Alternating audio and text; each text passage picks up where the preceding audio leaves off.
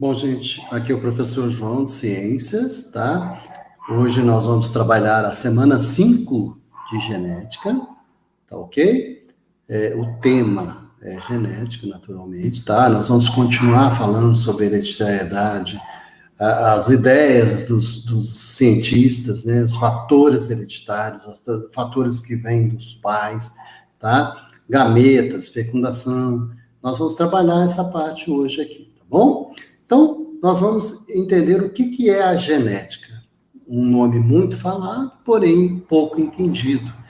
É a área da biologia que estuda os mecanismos de hereditariedade ou herança biológica. Então, quando fala herança, é alguma coisa que você recebe, né? Por exemplo, você vai receber uma herança dos seus pais, financeira ou um imóvel.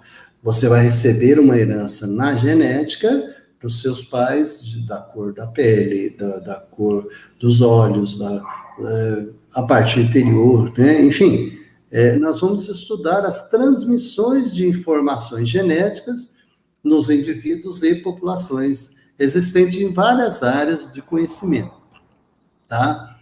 No caso, a biologia molecular, a ecologia, né? São áreas do conhecimento que nós estudamos a genética. Bom, uma primeira coisa que a gente estuda na genética são as células haploides ou diploides. Então, células haploides, N, possui apenas um conjunto de cromossomos. Lembra que nós falamos de cromossomos na aula anterior?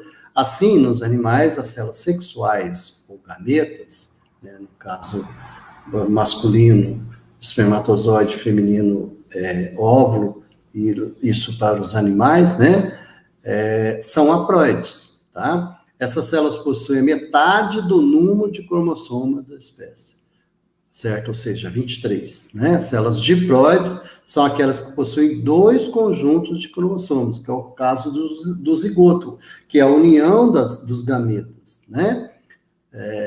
Originado da mãe e originado do pai, tá? São células diploides, os neurônios, as células da epiderme, dos óvulos, entre outros, tá? Cromossomos. O que é um cromossomo, então? São encontrados no núcleo da célula, lembra do núcleo da célula? Que tem o código genético, certo? São sequências das moléculas do DNA, o ácido desoxirribonucleico, em forma de espiral, que apresenta genes nucleotídeos. O número de cromossomos varia de uma espécie para outra, e é representado pela letra N. Por exemplo, na mosca drosófila, possui 8 cromossomos nas células do corpo e 4 nos gametas. A espécie humana possui um número de cromossomos 46 nas células diploide, né, e nas células diploide, e 23 nos gametas. Cada gameta tem 23. Tá bom? Aqui tem um desenho, né, para ilustrar isso que a gente está falando para vocês. E o cromossomas homólogos? Tomar cuidado para não confundir com cromossomas alelos. Então, cromossomos homólogos, cada cromossomo presente no espermatozoide encontra correspondência nos cromossomos do óvulo. Então, espermatozoide e óvulo, tá? Então, os cromossomos homólogos são cromossomos que se identificam um com o outro, no caso dos dois, né? Espermatozoide e óvulo. Eles são iguais em tamanho, certo? Estão presentes nas células diploide, tá? Eles provocam o emparelhamento, lembra da meiose, certo? Nas células sexuais, certo? E são chamados de cromátide, ou cromátides irmãs. Na meiose, lembra da meiose? Em resumo, cromossomos homólogos, 2 cromossomos, um dos quais é recebido pela mãe e o outro pelo pai. Cromossomos estão em pares, né? Semelhantemente genético. Cromossomos determinam as características físicas das pessoas. Olha, o cromossomos homólogos determina as características físicas, tá? Cromossomos presentes nas células diploide, cromossomos têm origem na meiose. Então, esse é um resuminho. Aqui está o cromossomos homólogo, né? São praticamente idênticos. E genes são fragmentos do DNA, sequências do DNA, responsável para codificar informações que irão determinar a produção de proteínas que atuarão no desenvolvimento das características de cada ser vivo. esses são considerados unidade funcional da hereditariedade. Então, essa fita genética aqui, ó, do gene, no caso que nós estamos mostrando aqui, é que vão determinar a hereditariedade do indivíduo, né? São encontrados também no núcleo da célula. Genes alelos, tá? São aquelas que ocupam o mesmo locus, localização em cromossomos homólogos, e estão envolvidos na determinação de um mesmo caráter. Aqui, lembra dos cromossomos homólogos que a gente falou lá assim? Eles são responsáveis pela determinação de certas características. Olha a característica: cor do pelo nos coelhos, possui variações, determinando a características diferentes, por exemplo, marrom e branco. Além disso, ocorre aos pares, sendo de origem materna e o outro de origem paterna. Um alelo é cada uma das várias formas alternativas dos mesmos genes, que ocupa, né, o locus dos cromossomos. Não preocupa com isso aqui, não, tá bom? Só preocupa com isso aqui, ó, alelos, tá? Ó, homozigoto, azão, heterozigoto, azão, azim, e homozigoto, azim.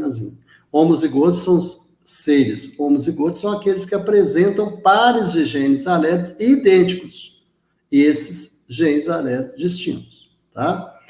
Gene dominante e gene recessivo. Nós estamos passando isso para você depois fazer o cruzamento, né, para saber qual o seu gene, tá? Ou o gene do indivíduo que você está analisando. Recessivo, quando o indivíduo é heterozigoto, possui o gene alélico dominante. Esse está expresso determinando uma certa característica. Gene dominantes são responsáveis pelas letras maiúsculas azão, bezão, e espécies pelo fenotipicamente, lembra do fenótipo que nós estudamos no passado? Da mesma maneira, característica expressa só em heterozigose. Os genes recessivos são representados pelas letras azim, bezim. E os fenótipos são expressos somente pela homozigose. Heterozigose dominante, homozigose recessivo. Fenótipo e genótipo. O genótipo é o conjunto de informações contidas nos genes. Deste modo, irmãos gêmeos têm o mesmo genótipo, pois possuem o mesmo genes. Está representado na constituição genética do indivíduo. Já o fenótipo é a expressão dos genes, ou seja, o conjunto de características que vemos nos indivíduos. Por exemplo, cor dos olhos, tipo sanguíneo, a cor das flores da planta, a cor do pelo do gato, entre outros. Tá bom? Entenderam?